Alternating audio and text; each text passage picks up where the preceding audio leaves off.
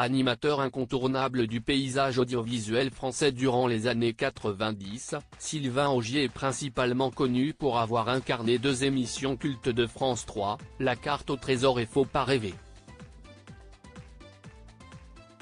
Le présentateur s'est ensuite retiré de la vie médiatique durant les années 2000, avant de révéler qu'il souffrait de bipolarité dans un ouvrage paru en 2008. Dans le cadre de la promotion de son nouveau livre, baptisé Je reviens de loin, Sylvain Augier était de passage sur le plateau de l'émission Chez Jordan Deluxe, diffusée le jeudi 19 octobre 2023 sur C8. Au cours du programme, l'ancien animateur de France 3 est notamment revenu sur son éviction du service public. À l'époque, la direction de France Télévisions lui avait signifié sa décision de mettre fin à son contrat, à cause d'un accident de moto dont il fut victime en Corse. Mais il n'y avait pas de raison de me faire changer.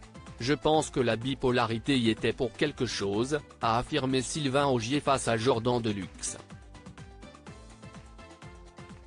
Selon lui, la production de l'émission La Carte au Trésor savait qu'il était malade. Ça commençait à se voir.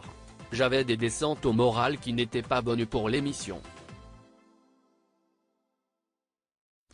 J'angoissais inutilement, je perdais mon dynamisme quoi. Le milieu de l'audiovisuel est sans pitié, a ajouté l'ancien visage de France 3. Toutefois, il a aussi assuré qu'il ne voulait pas à la direction de France Télévisions, étant donné que sa bipolarité prenait le dessus à l'époque. Sylvain Augier, je ne voulais pas montrer à mes collaborateurs ni au public que je souffrais. Je me roulais en boule à l'arrière d'une voiture pour ne pas qu'on ne me reconnaisse avant d'aller animer une émission de télévision, et j'ai fait ça pendant des années, avait révélé Sylvain Augier quelques jours plus tôt, lors de son passage dans l'émission Buzz Télévision du Figaro. J'en ai souffert suffisamment longtemps pour dire je me cachais.